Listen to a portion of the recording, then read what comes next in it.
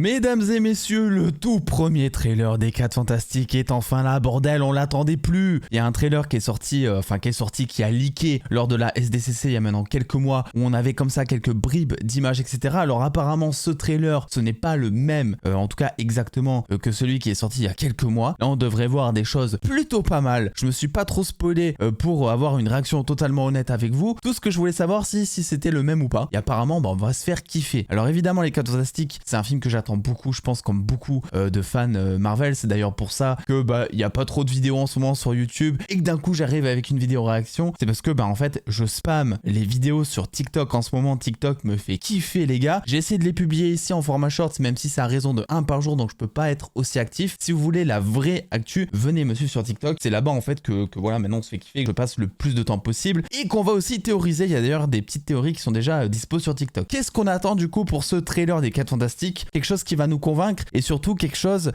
qui va nous montrer que Marvel est capable de sortir en fait de cet aspect génératif qu'on a maintenant depuis quelques temps. Vous le savez, j'attends un petit peu Captain America Brave New World, mais je l'attends plus pour ce qu'il représente que pour le film lui-même. Je l'attends pour le nouveau Captain America, ce que ça va découler par la suite dans le MCU, le rôle du Céleste, etc., qui risque d'avoir un plus gros rôle dans tout ça. Mais c'est vrai qu'il a quand même cet aspect très génératif en fait, où on est sur du fond gris, etc. Enfin, ce que je veux dire, c'est que Captain America, esthétiquement parlant, on le confond avec absolument tous les films du MCU, en tout cas la plupart de ces dernières années, quoi.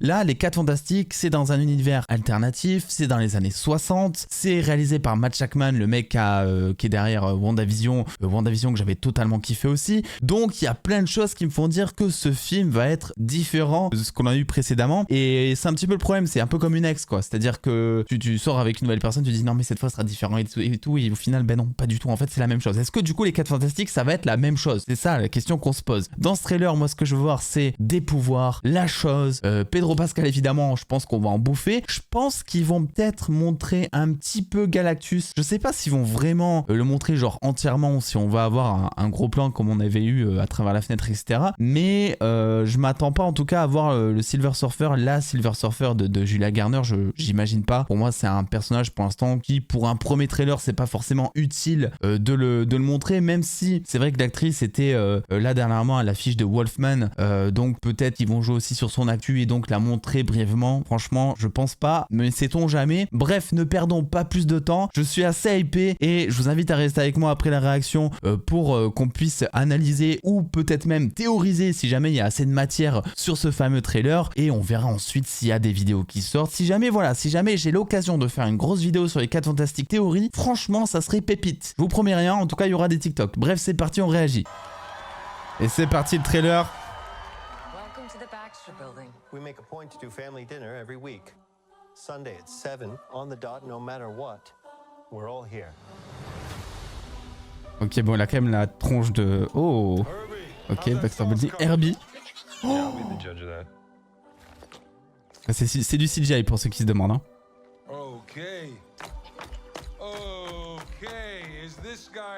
Ok, le look est incroyable par contre.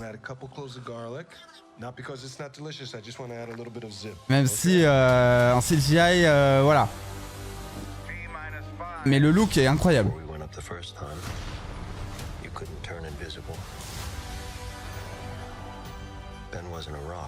Ah, trop bien.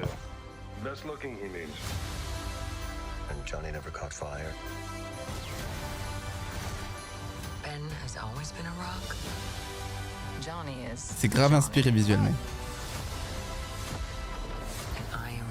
Oh putain, elle est incroyable aussi.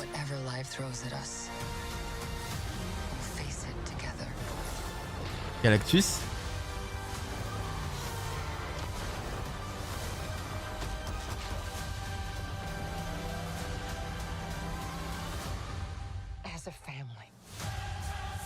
Oh là là là là, j'ai des frissons les gars.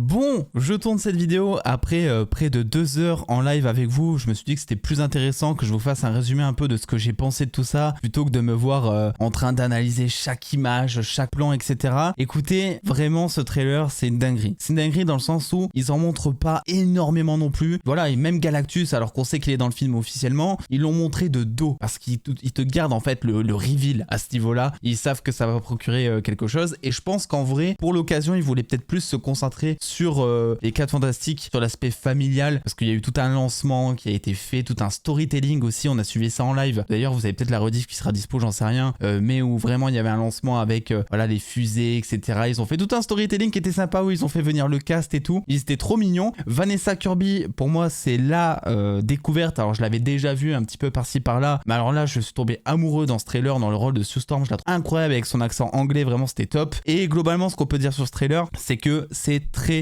inspiré. Vraiment, je trouve que le film, il a sa patte, et ça fait plaisir pour un film du MCU. Finalement, pas de Silver Surfer, pas trop de Galactus, du reveal de costume que je trouve super top. On est vraiment accroché à cette réalité alternative des années 60, et on sent vachement l'impact rétro-futuriste, que ce soit dans les décors, les costumes, la musique, même les gens qui gravitent autour. J'adore aussi le fait de savoir que les 4 Fantastiques sont déjà ultra connus de base au moment où on commence ce film, et ça prend totalement finalement le contre-pied des premiers films 4 Fantastiques qu'on avait eu, parce qu'à chaque fois c'était des origin story. J'ai mis un petit doute durant mon visionnage, peut-être que vous l'avez vu, un petit doute concernant la chose, mais au final ça va. En fait, j'ai eu cet aspect en mode les CGI, bon, il est très bien et tout la chose, mais tu vois que c'est pas encore peaufiné. Peut-être que c'est le cas puisque ce n'est qu'un premier trailer, mais il faut aussi se dire que il a la tête ultra rigide de base, dans le sens où il a une tête en pierre, donc forcément les animations, ça peut pas être comme un visage humain, sinon ça paraîtrait, je pense, encore plus fake. Quoi ce bruit? Ah ok.